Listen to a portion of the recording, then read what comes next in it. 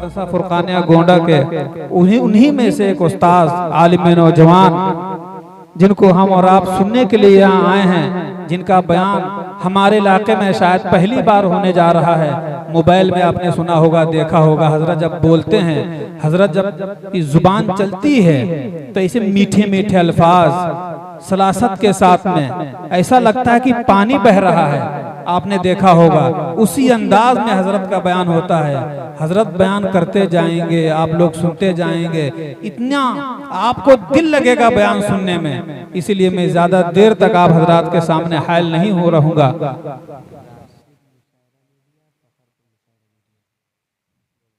Rashid मुशायरा media, फख्र मुशायरा media यहाँ बड़ी मेहनत कर रहे हैं, तशरीफ लाए हैं, मैं उनका शुक्रिया अदा करता हूँ। अब मैं बिला किसी ताखीर के मैं दरख्वास्त करूँगा हजरत अक़दस मौलाना व मुफ्ती परवेज़ अख्तर साहब कासमी दामत बरकातुहुम, उस्ताद मदरसा फुरकानिया जिला गोंडा व नायब मुहतमिम मदरसा करनाइलगंज, हजरत दरख्वास्त करूंगा तशरीफ लाएं और अपने खिताब से हम तमाम सामेईन को नहमदुहु व नस्तईनुहु व नुमिनु बिही व नतवक्कलु अलैहि व नऊज़ु बिल्लाहि मिन शुरूरि अनफुसिना व मिन सय्यिआति अमालिना मन यहदिहिल्लाहु फला मुदिल्ल लहु व मन युद्लिल फला हादिय लहु ونشهد أن لا إله إلا الله وحده لا شريك له ونشهد أن محمدا عبده ورسوله فقد قال النبي صلى الله عليه وسلم أربع إذا كن فيك فلا عليك ما فاتك من الدنيا حفظ أمانة وصدق حديث وحسن خليقة وعفة في طعمة أو كما قال صلى الله عليه वसल्लम।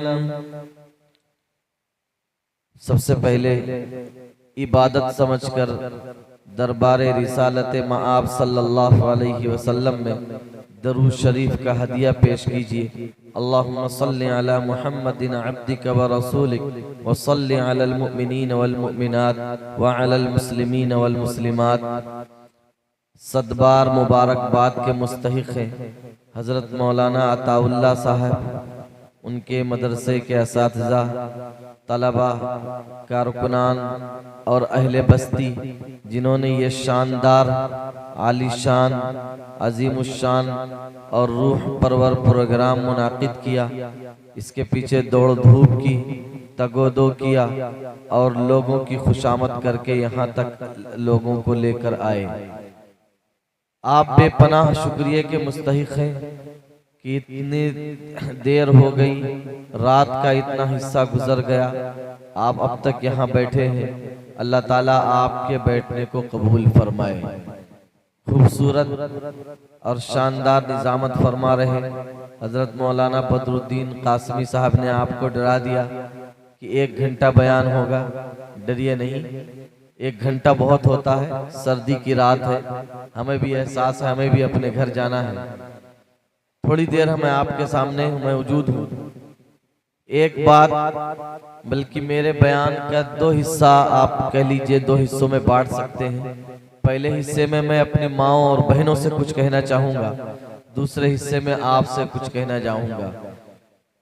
मेरी माएँ और बहनें आमतौर पर कुर्बानी देती हैं, रात रात बैठी रहती हैं, लेकिन मजमे आम में उनके लिए और ख़ास उन्हीं को मुखातब करके बहुत कम बातें आ पाती। यूँ तो जो यहाँ से जो बातें कही जाती हैं, यहाँ से जो पैगाम आपको दिया जाता है, वो पैगाम मर्दों के लिए भी होता है, औरतों के लिए भी होता है। लेकिन मैं आपकी तवज्जो चाहता हूँ, गौर से सुने। 2-4 मिनट में आपसे कुछ मुखातब होना चाहता हूँ। बात ना करें, मोबाइल ना चलाएं, गीबत किसी की ना करें, बुराई ना करें। आप मेरी बात 2-4 मिनट गौर से सुने, इंशाअल्लाह समझ में आएगा। आप इस बात पर गौर करें कि कुरान मुक़द्दस ने हमारे सामने जिन नबियों का तज़किरा किया है, उन नबियों को हम 2 हिस्सों में बांट सकते हैं। कुछ अंबिया वो हैं कि जिनके मिशन में उनके घर वाले भी शरीक रहे, यानी उनकी अहलिया और उनकी औलाद भी ईमान ले आए। और कुछ अंबिया वो थे कि जो खुद नबी थे, अल्लाह के बरगुज़ीदा पैगंबर थे, लेकिन उनके घर वालों ने उनका साथ नहीं दिया, उनकी अहलियां उन पर ईमान नहीं लाई, उनके बच्चे उन पर ईमान नहीं लाए। आप इन दोनों तरह के पैगंबरों की जिंदगी देखिए, दोनों तरह के पैगंबर कामयाब हैं अपने मिशन में, अपनी दावत में, अपने मकसद में 100% कामयाब हैं।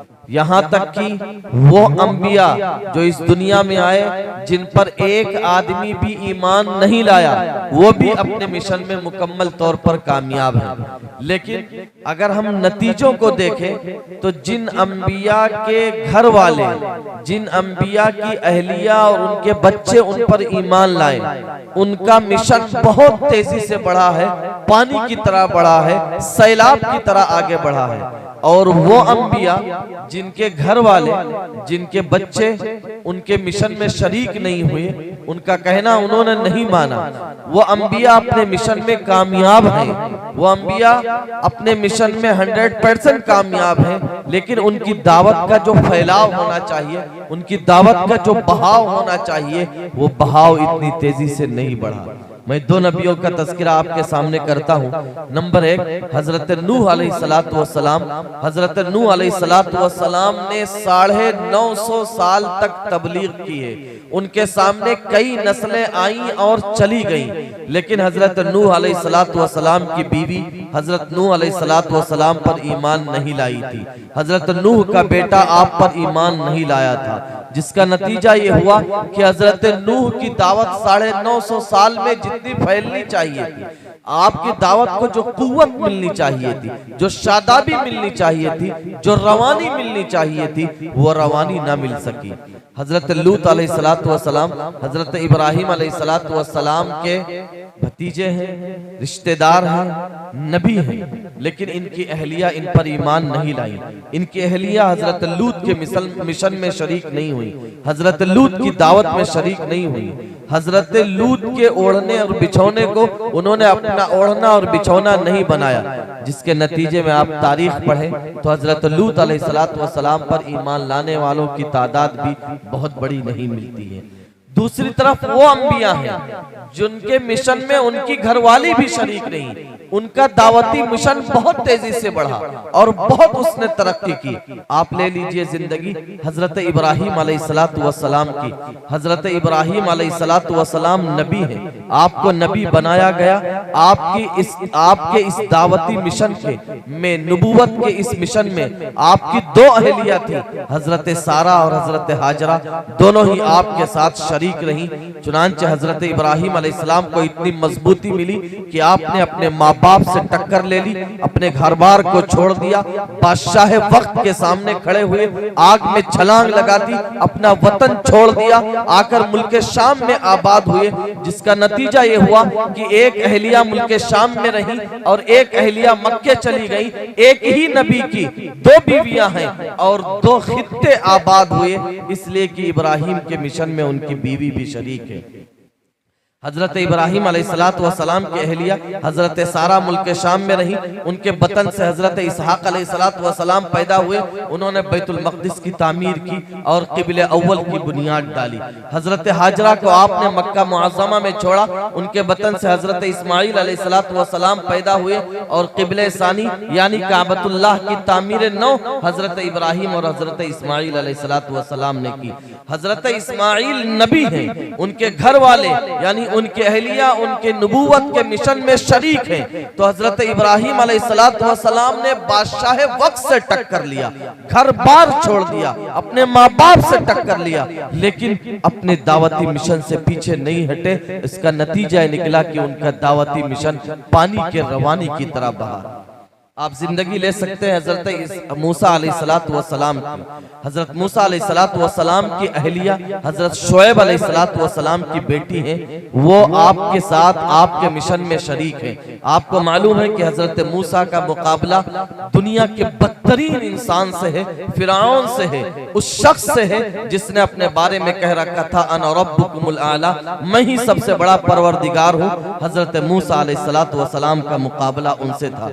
हजरत मूसा अलैहिस्सलातु वस्सलाम ने जैसे अपने भाई को तैयार किया, वैसे ही उनके मिशन में उनकी अहलिया भी शरीक थी। चुनांचे वक्त के बदतरीन इंसान के सामने खड़े होकर, उसी के महल में, उसी के तख्त के सामने खड़े रहकर हजरत मूसा अलैहिस्सलातु वस्सलाम उसे ललकारते हैं और कहते हैं कि फिरौन तू अपनी बगावत से बाज आ जा, एक अल्लाह पर ईमान ले आ। और फिर दुनिया ने देखा कि मूसा का मिशन बढ़ा, बनी इसराइलियों को नजात मिली, फिरौन गर्क हुआ, फिरौनियत गर्क हुई और फिरौन की कौम गर्क हुई। ये हजरत मूसा अलैहिस्सलातु वस्सलाम की मदद अल्लाह के साथ शामिल हाल थी, लेकिन साथ में उनके अहलिया का भी बहुत बड़ा अहम किरदार था।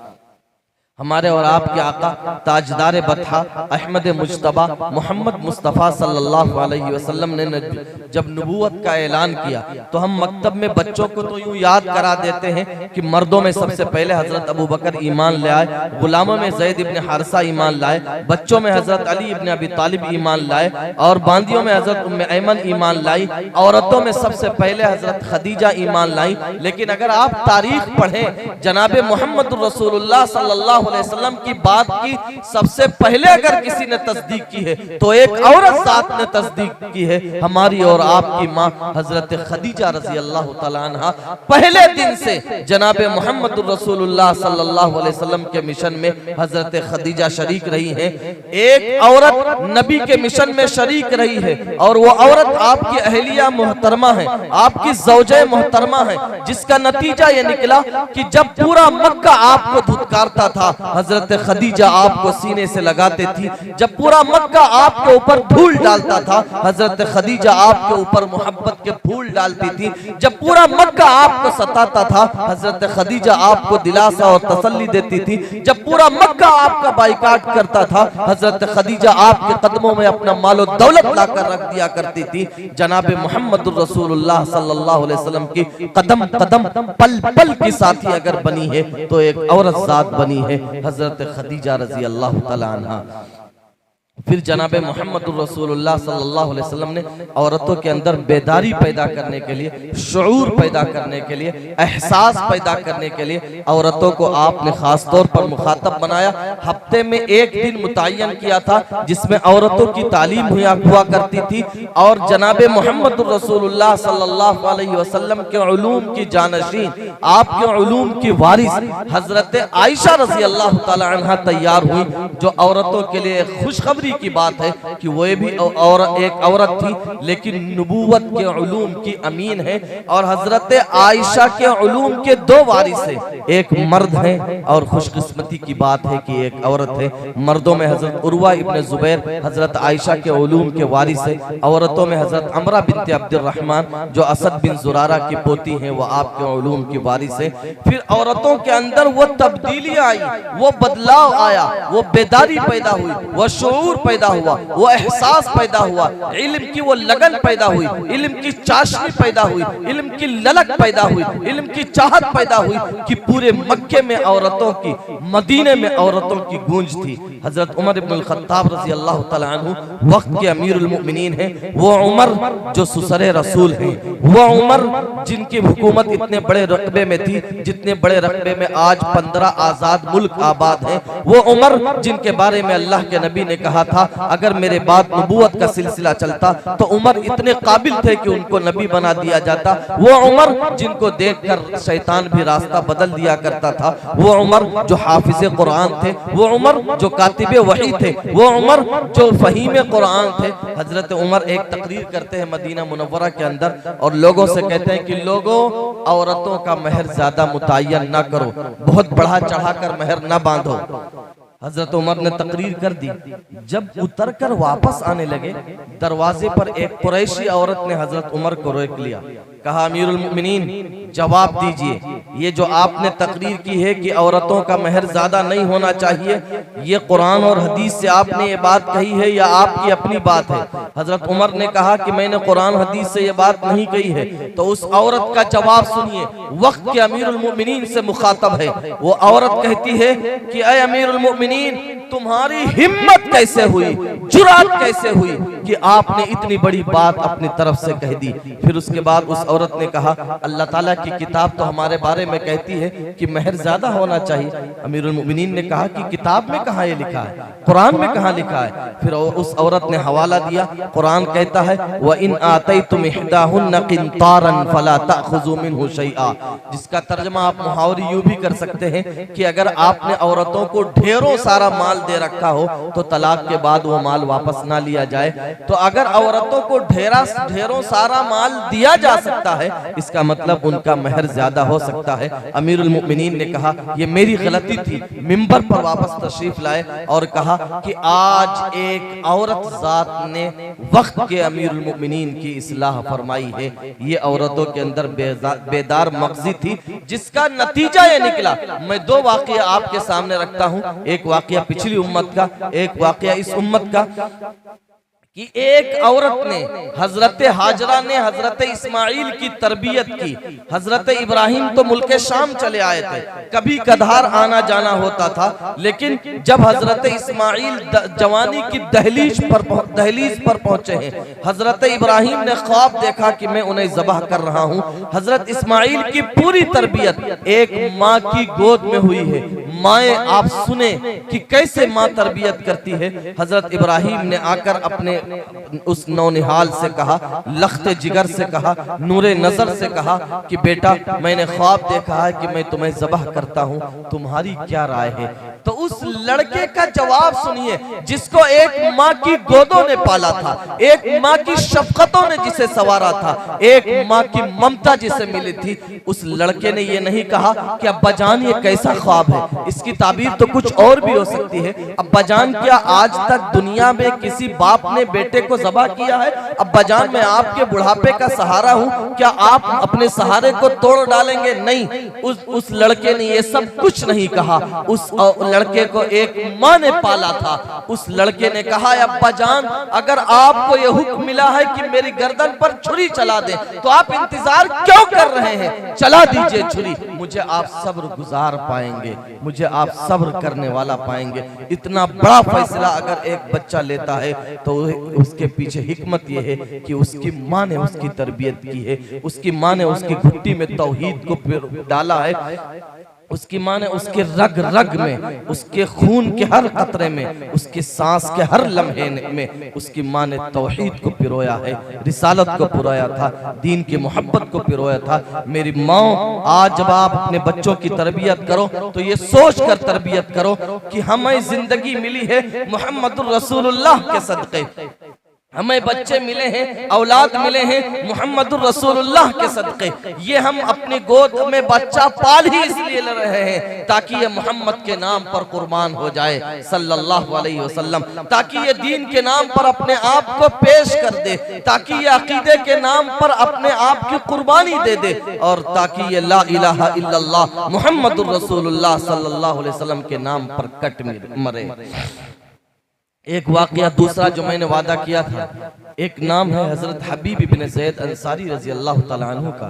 बैअत अक़बा सानिया के मौके पर ईमान लाए, बहुत छोटे से थे, बच्चे थे, अपनी माँ उम्मे अम्मारा के साथ ईमान लाए हैं। ग़ज़वे बदर, ग़ज़वे उहद, ग़ज़वे खंदक किसी में शरीक नहीं हो सके, इसलिए कि उम्र बहुत छोटी थी। सन 9 हिजरी में नज्द के इलाके में एक बदबख्त, एक कमबख्त आदमी ने नबूवत का दावा किया, जिसे मुसैलमा कज़्ज़ाब कहा जाता है। उसने एक चिट्ठी जनाबे मुहम्मदुर रसूलुल्लाह सल्लल्लाहु अलैहि वसल्लम को भेजी। अल्लाह के रसूल सल्लल्लाहु अलैहि वसल्लम ने उसके पास जवाब में चिट्ठी भेजनी चाहिए। चिट्ठी आपने लिख ली, लेकिन सवाल यह था कि किसको भेजा जाए। आपकी निगाह नाज हबीब इब्ने ज़ैद अंसारी पर पड़ी। अब ये बिल्कुल जवानी की दहलीज पर पहुंच रहे हैं। गोरे चिट्टे खूबसूरत लंबे तड़ंगे सहाबी हैं। अल्लाह के रसूल सल्लल्लाहु अलैहि वसल्लम ने हबीब इब्ने ज़ैद अंसारी को बुलाया और कहा कि आओ ये चिट्ठी मुसैलमा कज़्ज़ाब के पास लेकर जाओ।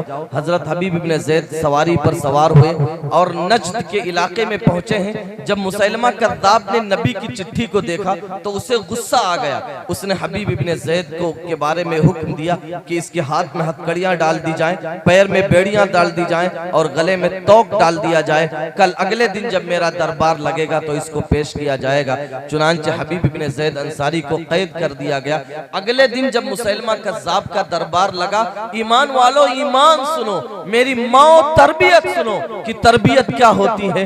हबीब इब्ने ज़ैद अंसारी से मुसैलमा कज़्ज़ाब ने पूछा, क्या तुम इस बात की शहादत देते हो कि मोहम्मद सल्लल्लाहु अलैहि वसल्लम अल्लाह के नबी हैं? हबीब इब्ने ज़ैद अंसारी ने कहा, हाँ मैं गवाही देता हूँ कि मोहम्मद सल्लल्लाहु अलैहि वसल्लम अल्लाह के नबी हैं।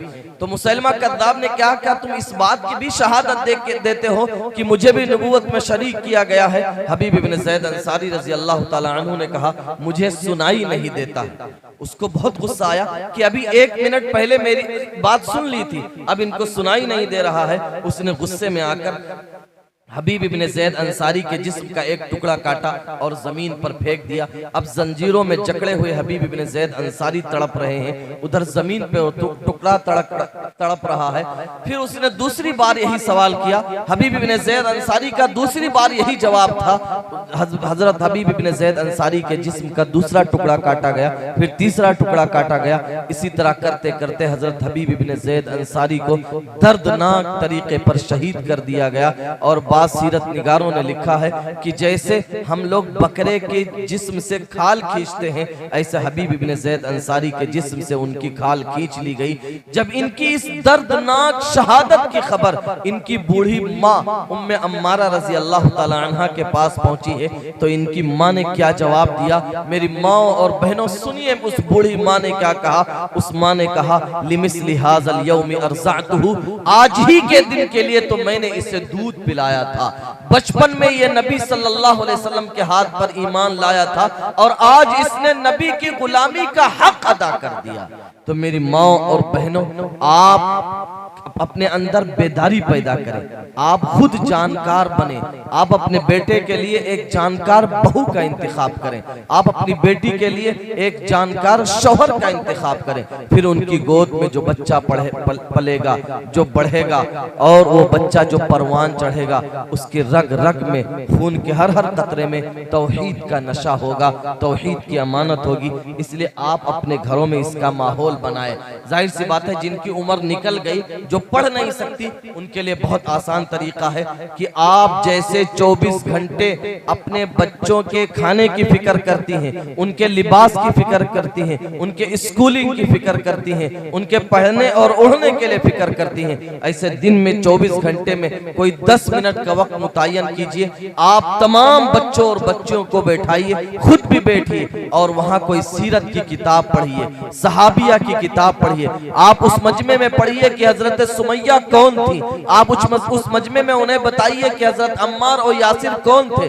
आज उस महफिल में उन्हें बताइए कि हजरत खुबैब इब्ने अदी कौन थे जो फांसी के फंदे पर झूल गए थे। आप उन्हें बताइए कि खब्बाब इब्नुल अरित कौन थे जो आग के अंगारों पर लेट गए थे। आप उन्हें बताइए कि हजरत बिलाल कौन थे। आप उन्हें बताइए कि हजरत ज़ैद इब्ने दसना कौन थे।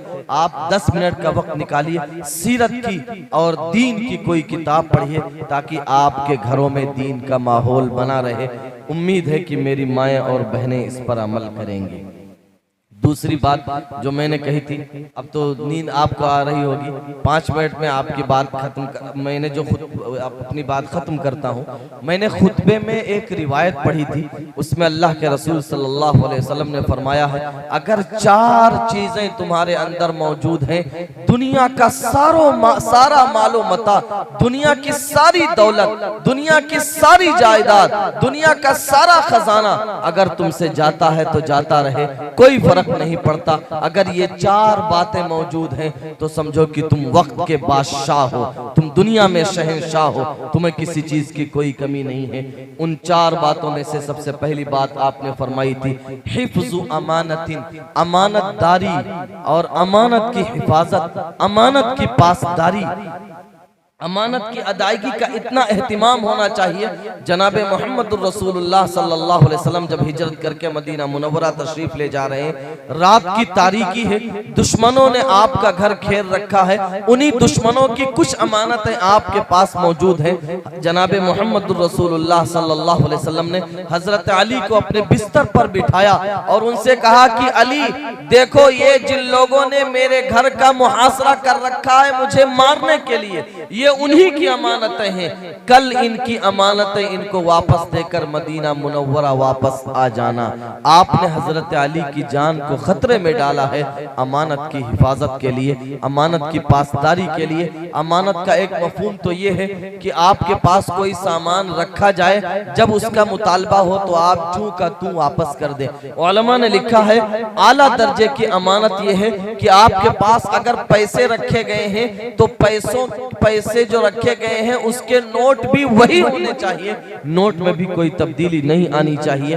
तो अमानत का एक मफहूम ये है कि जो सामान आपके पास रखा गया है, मांगा जाने पर जब उसका मुतालबा किया जाए तो सामान पूरा का पूरा वापस कर दे। यह अमानत का एक सादा सा मफहूम है जिसे हम समझते हैं। लेकिन अमानत का के और बहुत सारी अमानत की बहुत सारी शक्लें हैं, अमानत की बहुत सारी किस्में हैं। अमानत की एक शक्ल ये है कि एक आदमी ने आपसे मशवरा लिया है, किसी अहम काम में वो आपकी राय जानना चाहता है। अल्लाह के रसूल सल्लल्लाहु अलैहि वसल्लम ने इरशाद फरमाया अल मुस्तशारु मुअतमनुन, जिससे मशवरा लिया जाता है वो अमानतदार है। उसका फर्ज ये है कि सामने वाले के मशवरे की हिफाजत करे, सामने वाले के मशवरे को आउट ना करे, सामने वाले के मशवरे को दूसरे से ना कहे। अगर उससे किसी ने मशवरा लिया है और उसने दोस्तों की महफिल में ठट्ठा लेकर दूसरों से बयान कर दिया तो ये अमानत में खयानत है, ये बदतरीन जुर्म है, बदतरीन गुनाह है। अल्लाह के रसूल सल्लल्लाहु अलैहि वसल्लम ने अमानत की एक शक्ल और बताई अल मजालिसु बिल अमाना।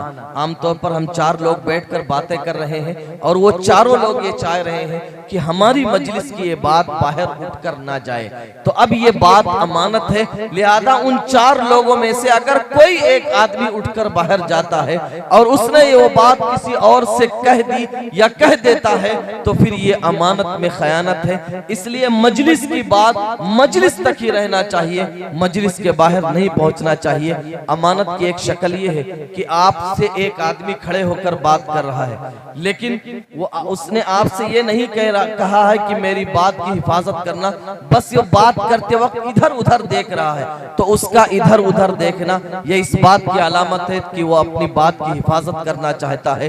लिहाजा अब आपका फर्ज है कि उसने जो बात कही है उसको महफूज रखे, अपने पेट में दफन कर दे, उसे मजलिस की जीनत ना बनाए, उस बात को महफिलों में आप न चलाएं। अमानत की एक शक्ल ये है कि आपके पास कोई दुकान है, सब्जी की दुकान है, कपड़े की दुकान है, जेवर की दुकान है। एक आदमी आता है आपकी दुकान पर सामान देखने के लिए, आप उसको इतना सामान दिखा देते हैं कि वो कंफ्यूज हो जाता है। वो कह देता है भैया जो इसमें सबसे अच्छा हो वो आप हमें दे दीजिए। अब उसने आपको अमीन बना दिया है, अमानतदार बना दिया है। अब यहाँ आपकी अमानतदारी का तकाजा ये है कि उस रेंज में जो सबसे अच्छा सामान हो वो सामान उसके हवाले किया जाए। अगर आपने ये सोच लिया कि चलो इस बुद्धू को कुछ मालूम नहीं, दुकान का सबसे घटिया माल दे दिया, सबसे खराब माल दे दिया, सबसे ओल्ड और पुराना माल दे दिया, सबसे बेकार माल दे दिया, तो ये अमानत में खयानत है। अमानत में खयानत की एक शक्ल ये है कि अमानत की एक शक्ल ये है कि कौम की अगर कोई प्रॉपर्टी, मस्जिद हो, मदरसा हो, वक्फ की कोई दुकान हो, वो हमारे हवाले की गई है तो हम उसकी हिफाजत करें, वक्त पर उसका किराया अदा करें और जब मुतालबा हो दुकान को खाली कर दें। अगर दुकान हमारे हवाले की गई है और सामने वाला दुकान का मालिक या वक्फ का मुतवल्ली हमसे मुतालबा करता है कि दुकान को खाली कर दो, हम दुकान को खाली नहीं करते, तो ये अमानत में खयानत है। और अमानत में खयानत का गुनाह आप समझते हैं। अल्लाह के रसूल सल्लल्लाहु अलैहि वसल्लम ने इरशाद फरमाया, ला ईमान लिमन ला अमानत ला, अगर अमानत की पासदारी नहीं है, अमानतदारी की अगर अमानत की अदायगी नहीं है, अमानत की हिफाजत नहीं है, तो तुम नमाजी हो सकते हो, रोजेदार हो सकते हो, हाजी हो सकते हो, ज़कात अदा करने वाले हो सकते हो, सब कुछ हो सकते हो, लेकिन ईमान वाले नहीं हो सकते। इसलिए अल्लाह के रसूल सल्लल्लाहु अलैहि वसल्लम ने इरशाद फरमाया था कि जिसके अंदर 4 बातें पाई जाएं वो पक्का मुनाफिक है। उन 4 बातों में से एक बात ये भी थी कि अगर कोई अमानत के अंदर खयानत करता है, खुर्द बुर्द करता है, तो वो पक्का मुनाफिक है। इसलिए हमें और आपको डरना चाहिए। दूसरी बात हमने जो खुतबे में हदीस पढ़ी थी उसमें है सच्चाई के ताल्लुक से कि अगर सच बोलना, सच्ची आदत आपके अंदर मौजूद है, आप दुनिया के सबसे बड़े मालदार आदमी हैं। तीसरी बात उसमें कही गई थी कि हलाल कमाई, हलाल रोजी, आदमी के पेट में जो लुकमा जाता है वो हलाल होना चाहिए। हलाल रोजी अहम तरीन इबादत है। हजरत साद इब्न अबी वक्कास रिश्ते में जनाब मोहम्मद रसूलुल्लाह सल्लल्लाहु अलैहि वसल्लम के मामू हुआ करते हैं। वो आए और कहने लगे, अल्लाह के नबी सल्लल्लाहु अलैहि वसल्लम, मुझे मेरे लिए दुआ कर दीजिए कि मैं मुस्तजाबुद दावात बन जाऊं, यानी जब भी हाथ उठाऊं तो मेरी दुआ कबूल हो जाए। अल्लाह के रसूल सल्लल्लाहु अलैहि वसल्लम ने उन्हें नमाजों को वजीफा नहीं बताया, रोजों का वजीफा नहीं बताया, नफलों का वजीफा नहीं बताया, सदका और खैरात का वजीफा नहीं बताया। अल्लाह के रसूल सल्लल्लाहु अलैहि वसल्लम ने उनसे फरमाया, अतिब मतअमका, तुम्हारे पेट में जो लुकमा जा रहा है उस लुकमे को हलाल बना लो, तुम मुस्तजाबुद दावात बन जाओगे। यानी जब भी हाथ उठाओगे आसमान से फैसले उतरवा लिया करोगे, आसमान के फैसले बदलवा लिया करोगे। तो अब हमारे पेट में जो लुकमा आना चाहिए वो हलाल होना चाहिए। अगर हराम हमने अपनी औलाद को खिला दिया है या खुद खा लिया है, तो चाहे हम काबा में दुआएं करें, चाहे काबा का पर्दा पकड़ कर रोएं और चिल्लाएं, चाहे हतीम में पेशानी रगड़े, हमारी दुआएं आसमानों के ऊपर नहीं जाएंगी। चौथी बात उस रिवायत में फरमाई गई थी, वो हुस्न खलीकतिन, और लोगों के साथ मिले तो अच्छे अखलाक से मिले।